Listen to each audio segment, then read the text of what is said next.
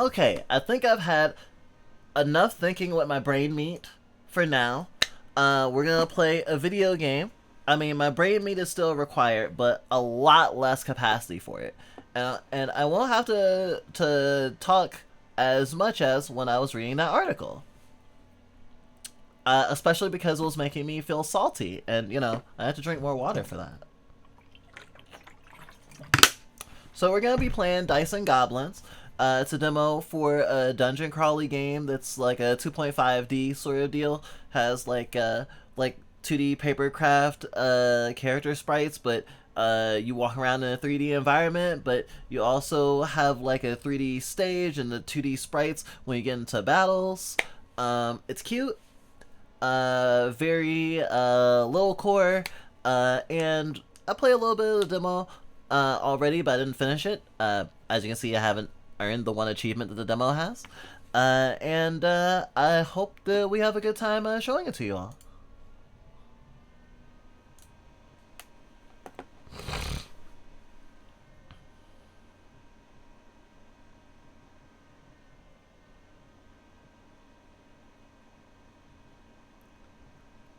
That sure is bright.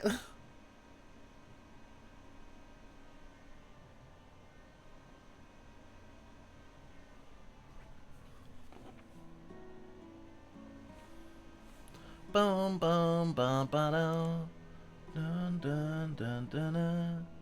Oh, that's not loud at all.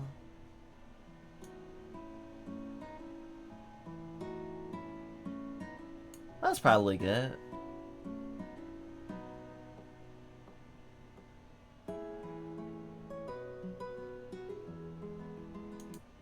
Alright, let's start a new game.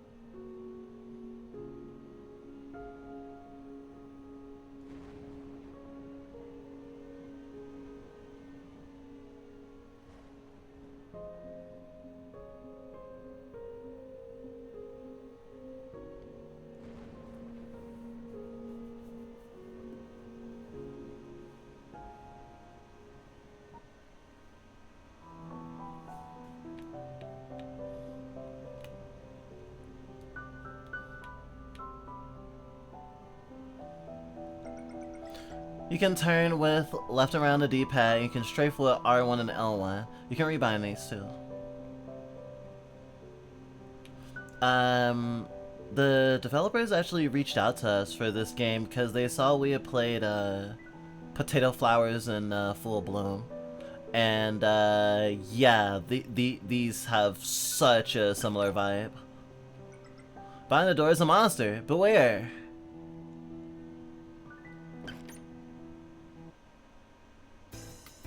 Let's fight!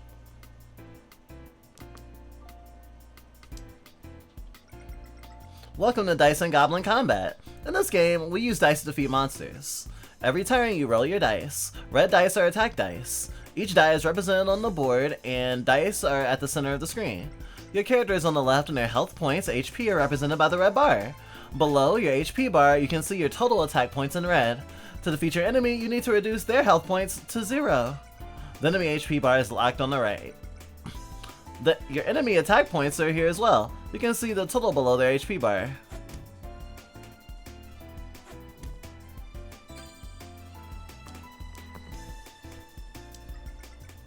If you don't like your result, you can reroll your dice. Rerolling can be done up to 2 times per turn. First, you need to select the dice you want to reroll. The dice you chose appear in the boxes below the screen. Then click the roll button to throw them again. If you do not want to reroll your dice, click the next button. Rerolling costs an energy star. You can see them below your HP bar. If you do not reroll or use a skill during your turn, you get a star back. You can fully refill all your energy and stars by resting at a campfire. Reroll. 3, that's not bad. I mean, I actually probably would have killed it anyway. No, I had 2 health. So I actually just needed to do at least 2 damage.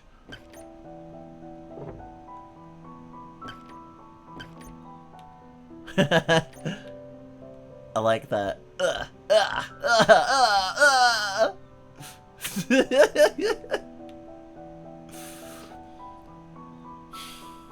I hate to say that sometimes parents are right when they're like, oh, that cartoon was a bad influence on my kid. And it was just like, oh yeah, I just need to give myself a concussion and I'll see little canaries. Good to see you again. Hello, Jera. Are the younglings alright? Yes, although some wander deeper into the dungeon. If you meet them, could you send them over? Sure thing. Back in the day, I would have asked Phineas, our scout, but you took over. He disappeared when I was little. What happened to him? The fool was obsessed with escaping the dungeon, just like you. He believed in a story told by some mage, an odd human who didn't kill us on sight. According to the mage, there is a way to go to the moon. The moon? Inhabited by rabbits, demons, and gods. That's a good one. I've heard more believable pixies tales. Yeah, but we haven't seen Phineas since. Last we heard, he was checking out the ancient artilleries next to Dead City. Well, that's where I'm headed. It can't hurt to take a look. Tell the youngins to come here if you see them. You can rebind controls in the pause menu. That's actually fine. Honestly, one of the biggest culture shocks, I guess you could say, from going from being like a console kiddie to like a PC one, has been like, there's a lot of games that just straight up don't have good controller binds, and you can bind stuff yourself, but like, not to be all like learned helplessness or whatever, but like, I do like it when developers do the binds for me and they have it designed in a certain way on purpose. I'm a little bit intimidated by binding stuff myself, but I can do it, obviously. And especially because we're indie game enthusiasts, coming from a background of mostly playing console games for most of our life, and then jumping into playing especially a lot of obscure games. A lot of games just aren't made with controller in mind, or the controller we prefer was not kept in mind, so it's a little wonky. And there's all sorts of other reasons the controller setups might not work or might be a little weird. And of course, having a willingness and a resilience to not just go, this game is too badly tuned, and immediately not trying to fix the problem. Like, having some amount of resilience to that is important. But I feel like, I feel especially good when I don't have to puff up my resilience, because, I mean, sometimes, not all the time, and especially certain genres are different. Like, I would say, like, maybe like a tower defense or RTS of other kinds, or MOBAs even, you will probably have a higher threshold of, like, how long someone's, the average player is going to attempt at your game before enough frustrations disengage them from it.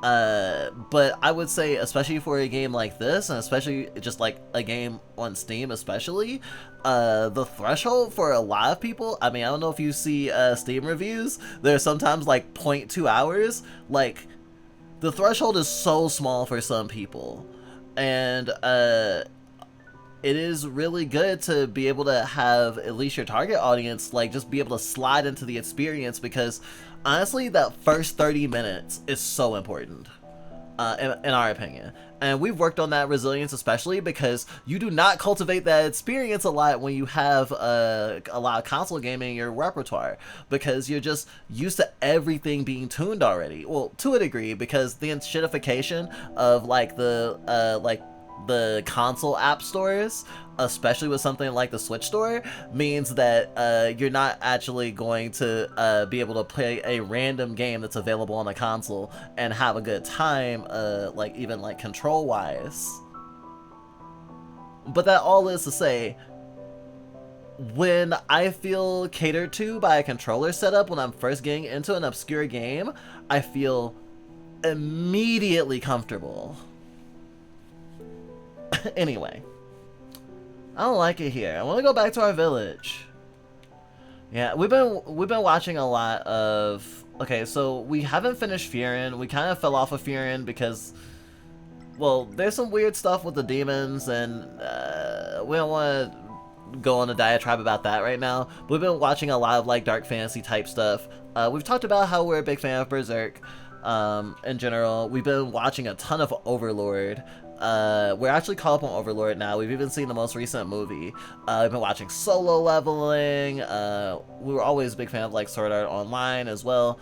One of our partners told us about their experience with Goblin Slayer. We're kind of avoiding Goblin Slayer for certain reasons because of that. But they do have cool designs. But especially in terms of like orcs and goblins and stuff.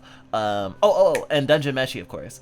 There's just a lot of stuff where it's like, oh, these races that are often in like D&D especially type settings, like villains or like minions or whatever, being like the main characters and having like all this backstory, like we just feel really into that vibe right now. There's a bunch of really awesome goblin characters in Overlord, as well as I was reincarnated as a slime. The mice in this area say that there's a dangerous human around.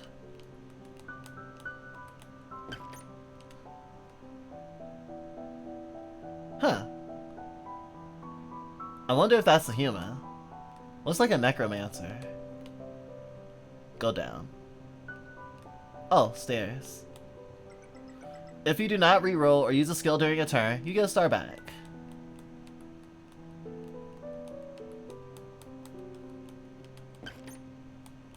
Ah!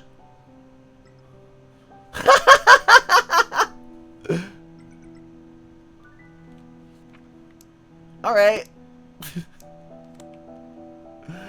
Oh, okay. I thought this was really cool. So everything you add to your equipment produces a different kind of die. When we played originally, we didn't have any defense die, and we're like, how do we start with defense die? Is that only something you can use skills to like transmogrify or something? Anyway, now I know. Shield. Fight me! Can't believe you. Oh, did stream go down? It must have gone down if my stream elements is like, hi! You're streaming! Blue dice or defense dice. Defense is represented with a shield icon. 1 point of defense challenged to 1 point of attack. Try to get some defense dice if enemies strike too hard, but be careful. Too many defense dice and you won't be able to kill the enemy.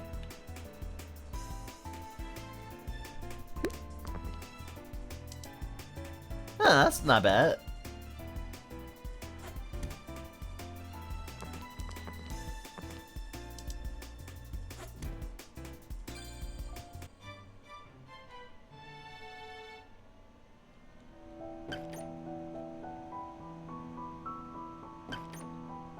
Oh, hi. All my brain was like, all you need is kill, and I was like, there's an actual anime called that. Oh my gosh, that's a bat roll.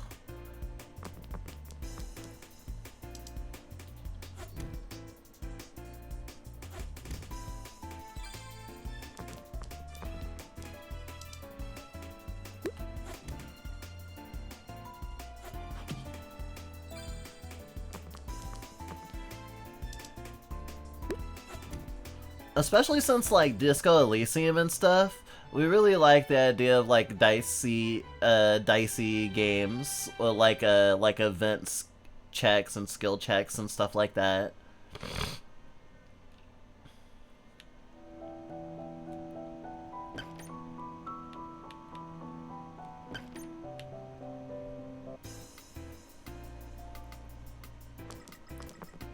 Some enemies will have combos. They are visible on the right of the screen.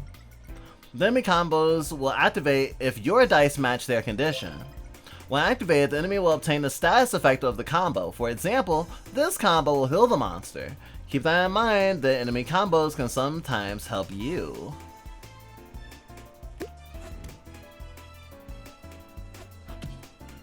Haha, I blocked. Also, speaking of Berserk, the Gabi sword literally looks like the Dragon Slayer.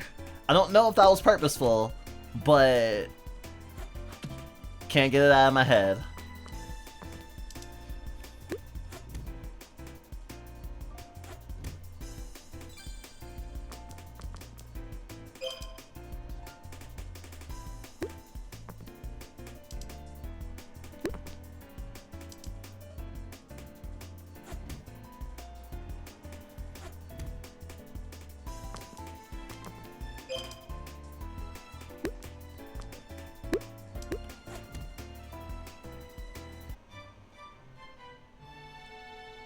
I almost healed you. Well, I actually did heal you, but I was able to kill you before it mattered. Words? Pause menu. You can save at any moment. I'm at the Tower of Beginning. A copper dagger. Probably better than a stick.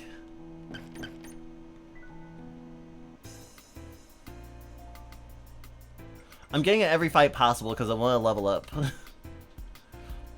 The meat of Dice and Goblins combat is combos.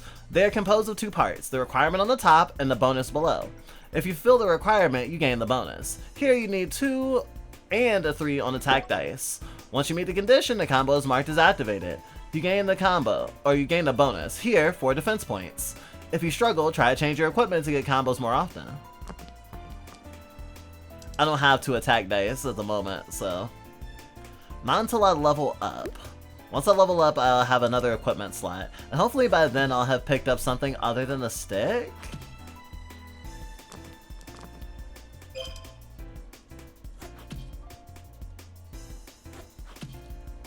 Oh shit. Yeah, your defense is 6? Oh no! Maybe I'm not gonna be able to actually kill you.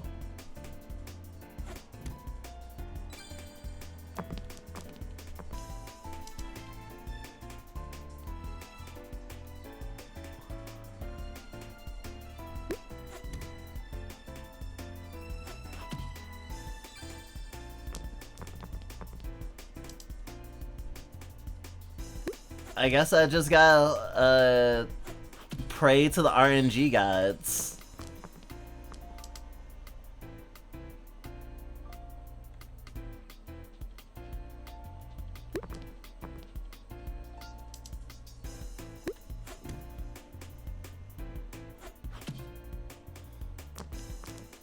Just gotta manage my rerolls, really.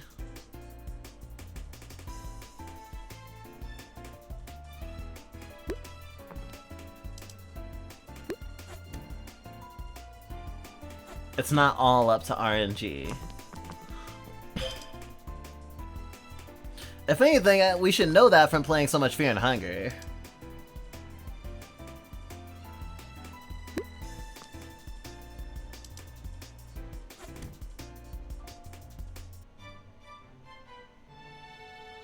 Yes! I got a new dice slot. During combats, you can speed up animations by doing the options menu. I guess I'll have the stick for now. Skills. Exchange a heal die for an attack die. The value will be increased by 1.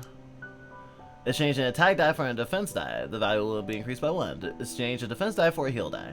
The value will be increased by 1. Prayer.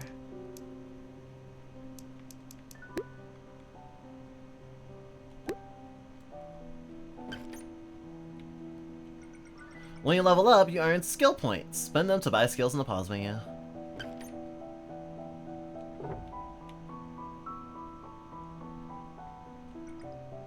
You found the main gouache. Lucky.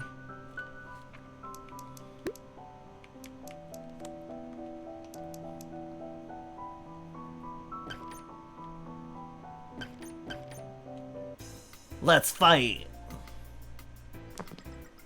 With skills, you now have more control over the dice you throw. After the reroll phase, skills become available. First, click on the skill you want to use and select it. The skill costs are written below its name. Using skills usually costs dice and energy. Once the skill is selected, you'll need to choose which dice you want to pay it. You need to select the die of the correct type. Here, the skill has a red bot, so it requires an attack die. Once all dice are selected, the dice are paid and the skill is used. There are many skills in Dice and Goblins. Try experimenting with them.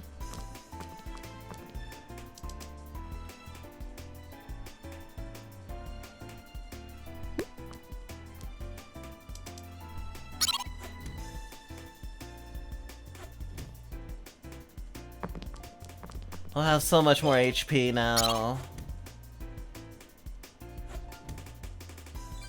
I'm dying, Squirtle.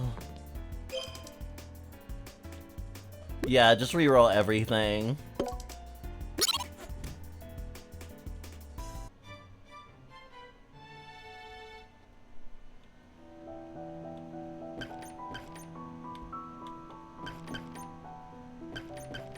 I could use a campfire.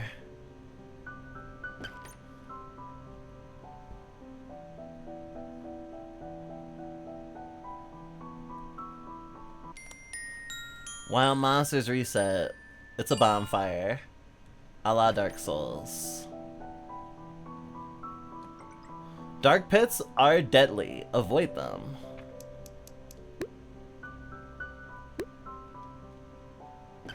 Ah! Well...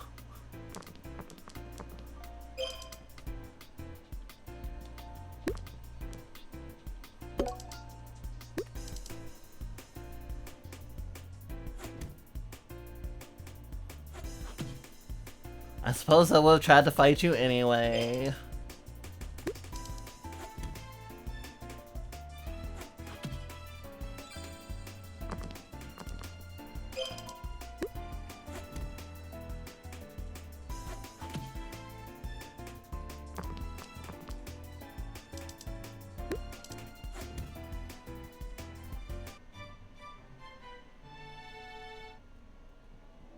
Okay, now I can bully monsters.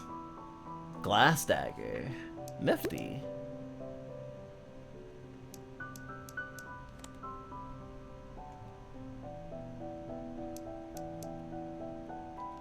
Honestly, I should just have 3 weapons for now.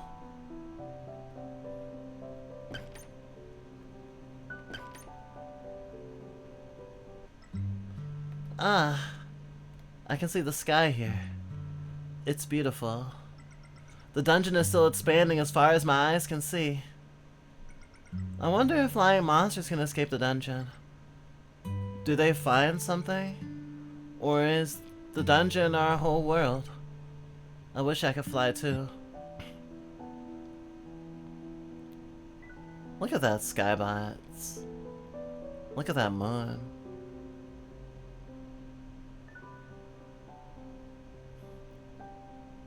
This has such little vibes. It feels like a giant plate. This makes me think of our headspace, actually. That's kind of funny. Yeah. But yeah, those stars look like drawn on a ceiling. Almost like a carpeted ceiling. Though it looks like it would be drawn on like watercolors on construction paper. Little droplets of paint. I love how the 2D and 3D elements coalesce together. It's great. Sometimes falling down is the only path. A sword! Lucky!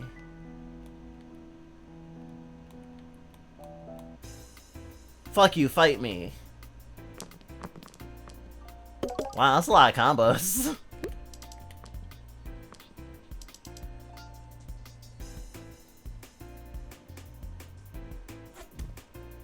-5? I guess I'm too death-oriented.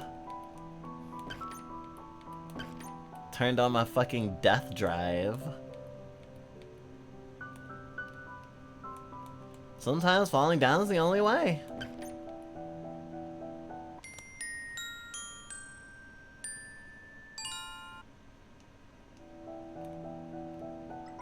You can fall safely into the water. You can also try to look down. Oh yeah, okay, if you look down, you'll actually peek over the ledge. And now I'm trapped. Or they're trapped down here with me! Ow.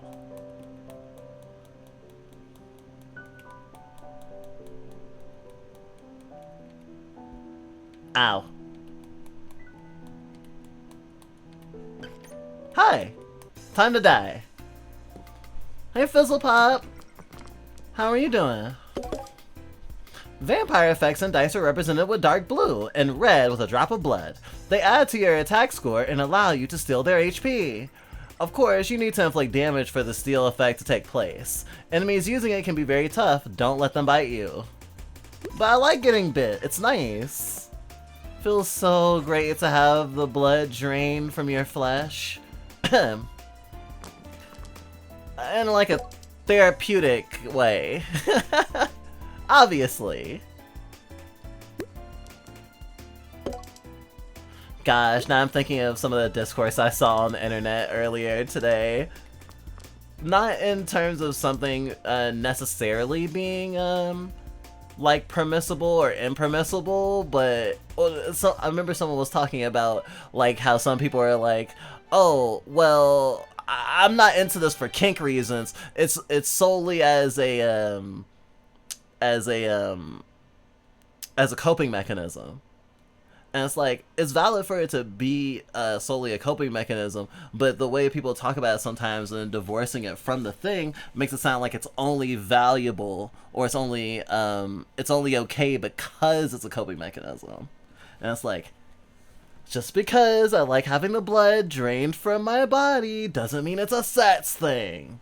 I think there was a guy who was weird about a YouTuber's feet, who was also just like, I have this kink, but I just want pictures of your feet. I talked to my girlfriend about it, she's okay, but it's not a sex thing. And it's just like, the amount of people who struggle with the validity of something and it being having to not be a sex thing is very high, and we live in a shame-based culture, so of course.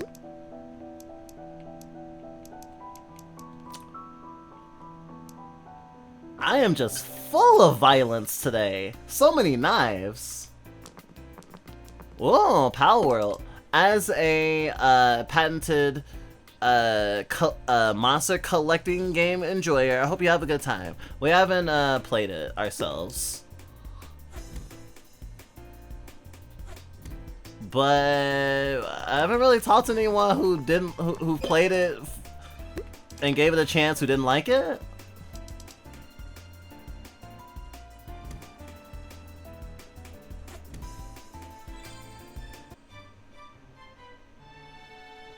I've certainly seen my fair share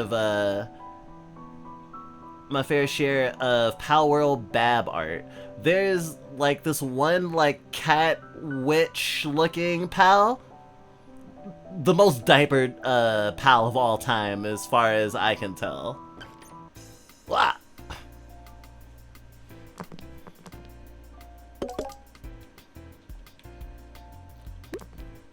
But we were pretty opposed to playing it when it first came out. Oh my god, I'm about to die.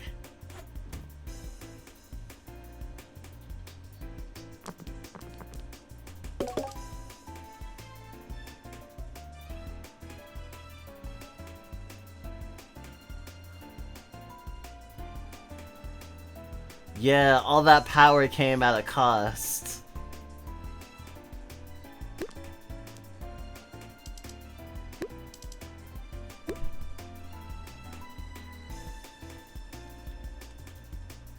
I don't have a defense die. I guess I'm just gonna die now.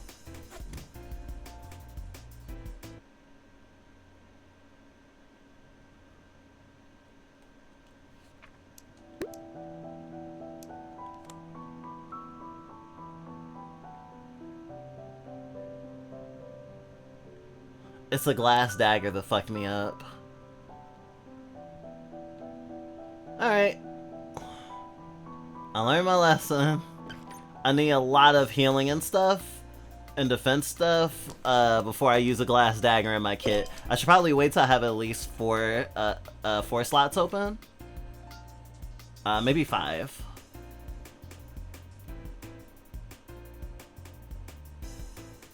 Wow, that's a lot of siblings. Are you gonna try to get to know them? I know that finding out you have family you didn't know about can be exciting for some people.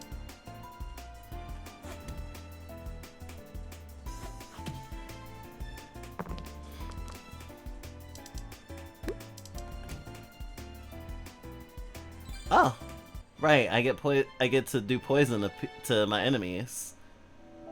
I love when my enemies die quickly.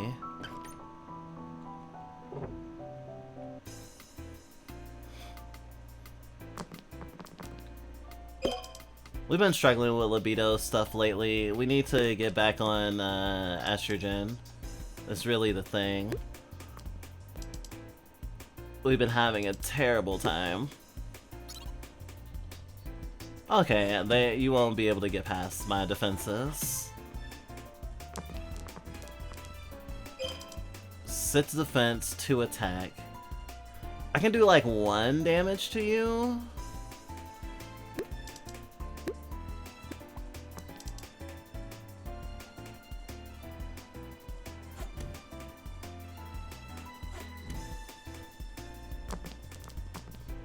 Oh, I guess it was based on the last roll.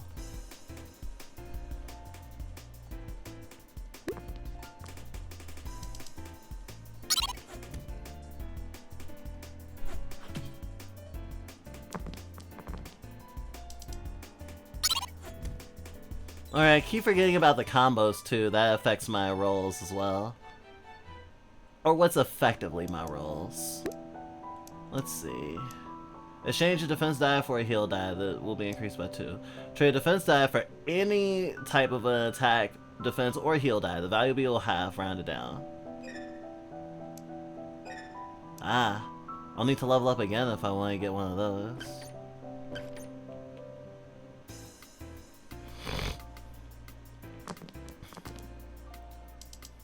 I wonder if this bat's name is Lucille. Because Lucille's a vampire bat.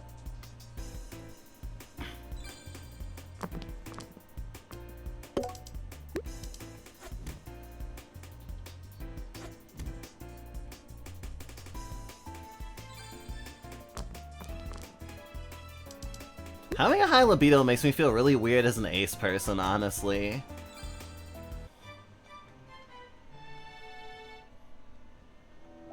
But I think the ace community is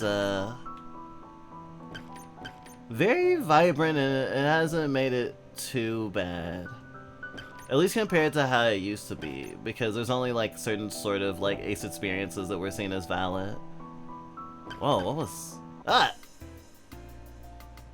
I didn't notice that the map shined. I guess that shows you what the thingies you affect when you pull levers are. I didn't notice that before.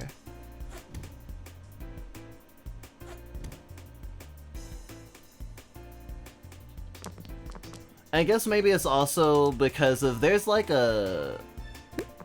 And this isn't necessarily an ace thing necessarily, but like kind of how you say like bimbos and himbos are, their sexualization is basically like parallel to their like perceived intelligence, right? Because like sexy and stupid, and that's just a reflection of like someone being like very sexually like adventurous or very promiscuous, being somehow like less intelligent. And in the same way that someone might go, oh, like I don't goon, I read books. There's a sort of like naturalization that some people kind of a naturalistic approach that some people bring to like the dichotomies of like sex and intelligence, or at the very least like motivation and like what you spend your time on. And maybe that's also filtered through the lens of like internet porn addiction rhetoric type stuff. Um, Overall, it just makes it feel like if you are like in touch with your body in a sexual way, if you like to have a lot of sex, if you like to masturbate, or even if you're just very kinky or what have you, you're seen as being like, you know, cum brained.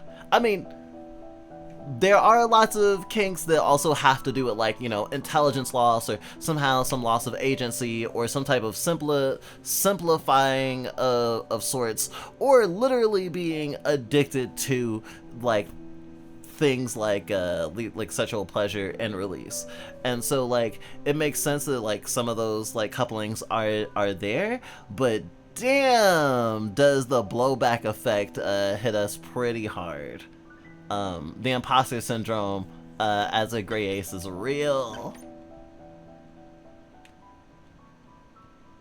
And it's an interesting place to be at because, like, very, very early on, we were, like, very sex positive as, like as we were growing up. Although, we were a little misaligned. At one point, we thought that, like, certain types of sets in and of itself was degrading of one person or the other, and that was an assumption of like sexuality being inherently objectifying, and you know, think like Christian morality sort of stuff. So we had to like move past those thoughts, and then like especially in the sort of headspace of feminism doesn't mean like you can't be like sexy or whatever.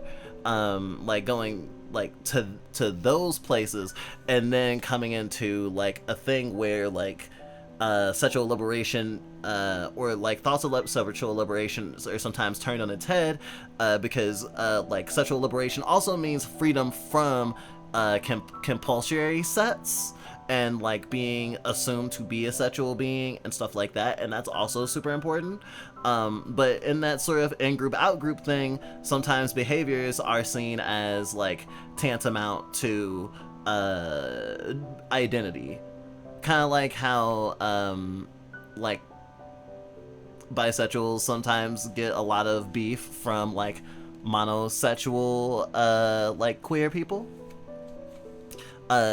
Is a way that sometimes as a gray ace it feels a little bit alienating around ace folks that don't have a high libido or who aren't super amorous, and like we're all valid in the room, but also there is sometimes a sense of different priorities that sometimes make it feel like that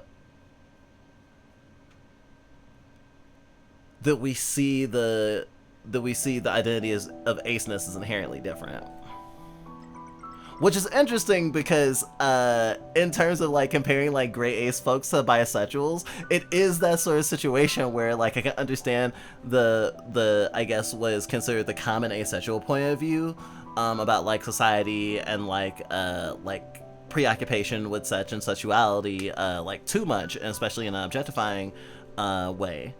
And then the other side of things where it's like reclaiming your sexuality and being able to be like as much of a perverted freak as you want to be, and how like awesome and liberating that is, and like having like feelings in both directions, but ultimately feeling a little bit off in both company. It's weird. I can restore my HP at a campfire. Can I read this book? I cannot read this book. Sorry, I can't read.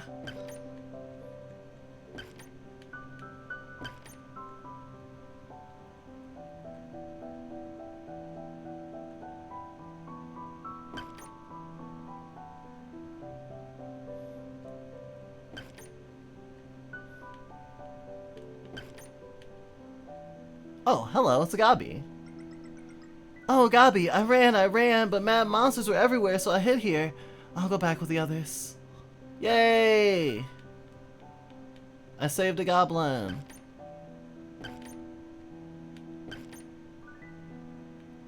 Huh?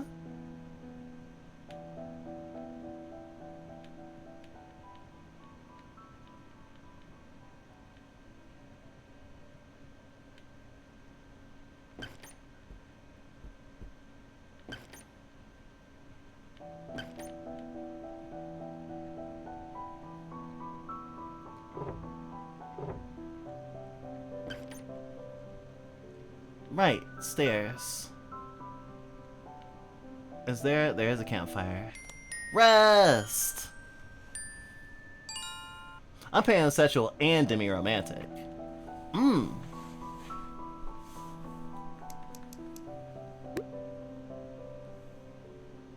No. Good company. Oh, wow.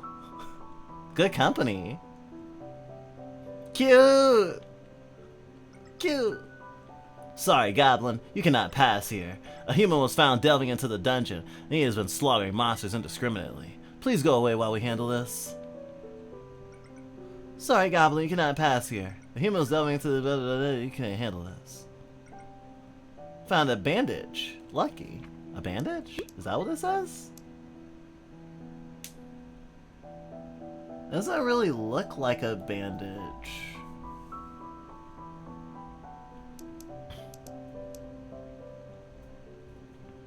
Sea wares. Hi, I'm setting up my shop, so come back a bit later.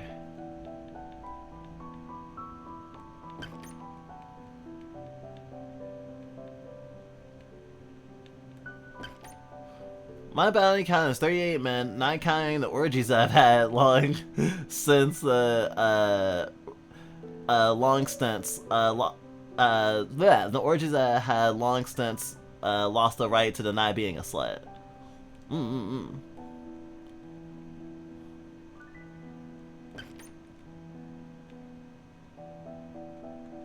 I think some people confuse body counts with a proclamation of high numbers being like inherently important.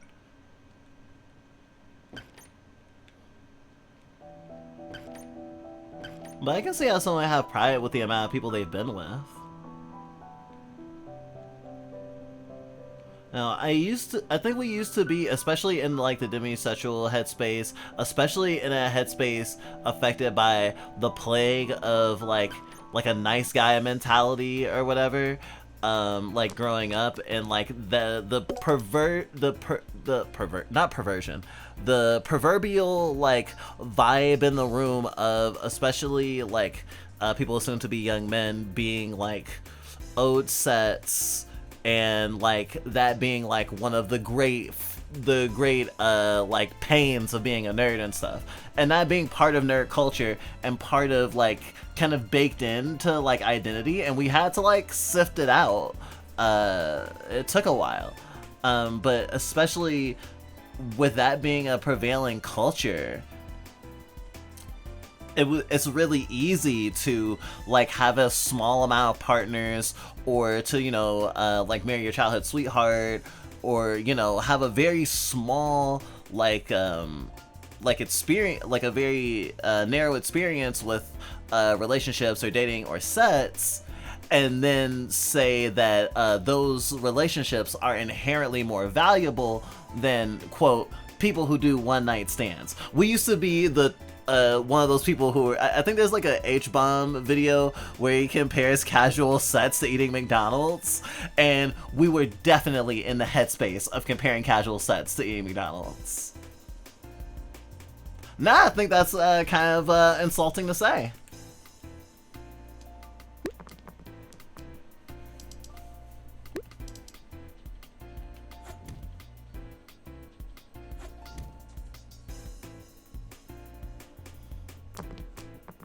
And I guess it's like a lot of things where we're just like, it's not for everyone, sure, but it's not inherently less valuable.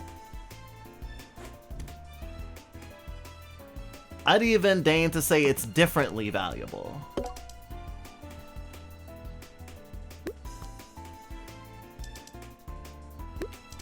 Like, I'm not gonna tell someone that is playing like a live service shooter that their experience is inherently not as valuable as me playing like a story rich JRPG. At least I think that's a comparable notion.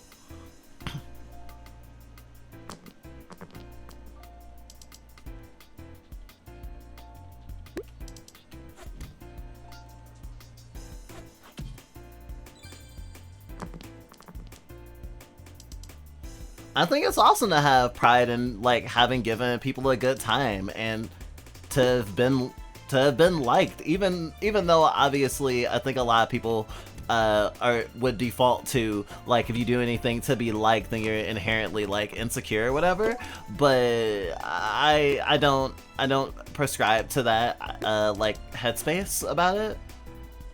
Like it shouldn't be like the center of someone's self-esteem by any measure, but like being like, wow, I made a lot of people feel good and they made me feel good. Awesome. Like, awesome.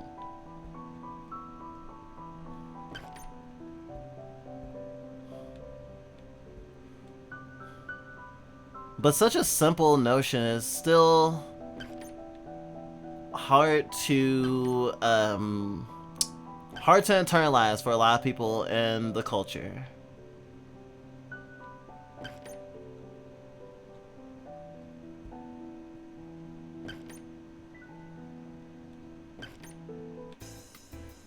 Surprise, surprise!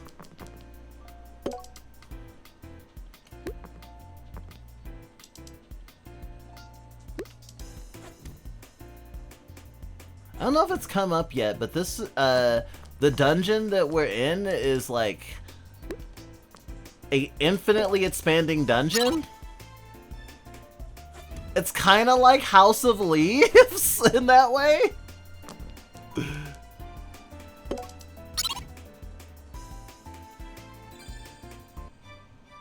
Non-Euclidean geometry.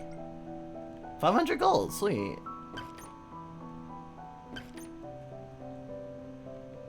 Too bad I can't buy anything since the shop wasn't open. Weak.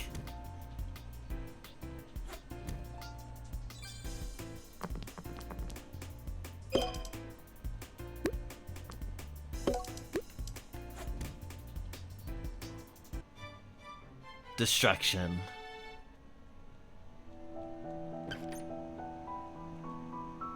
Oh, hello.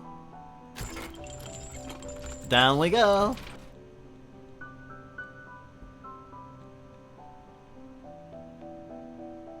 That's a big goblin. Oh, that's not a goblin, that's an orc. Big bro told me to get strong. But where do I start? A green skin. Oh, just a little goblin. Perfect practice.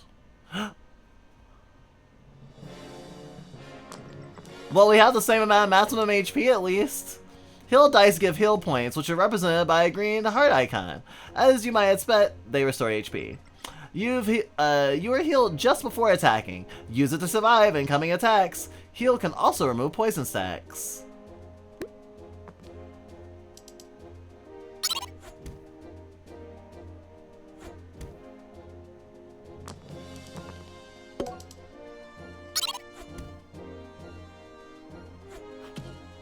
I could be doing worse.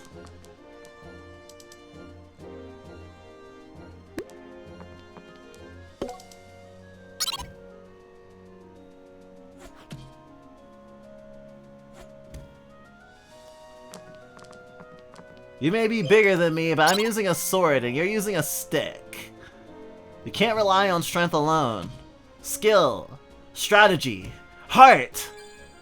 Captain you have to have these.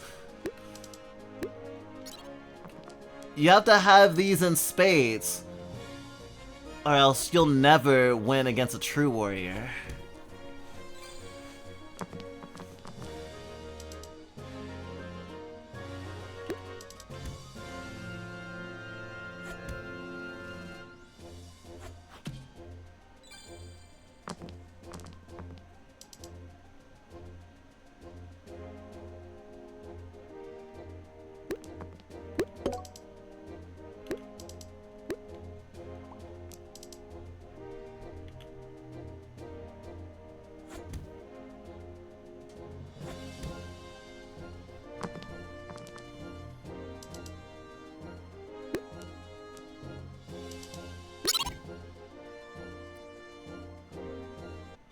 died of poison before I could even touch you.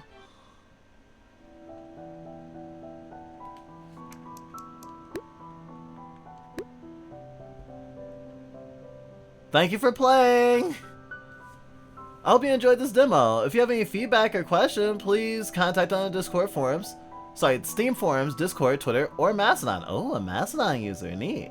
Wishlist the game to be warned when it'll be released. Steps, 712. Player level, 3. Monsters vanquished, 19. Death, 1. Alright.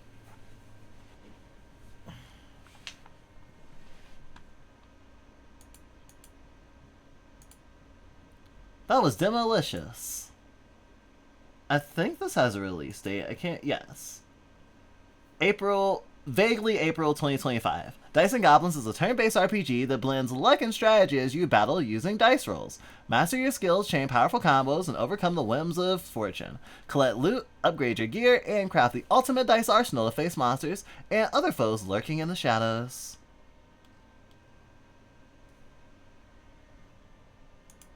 Ah, big spider. 2 possible endings. I wonder if it's like a good and a bad ending, or if it's more nuanced than that.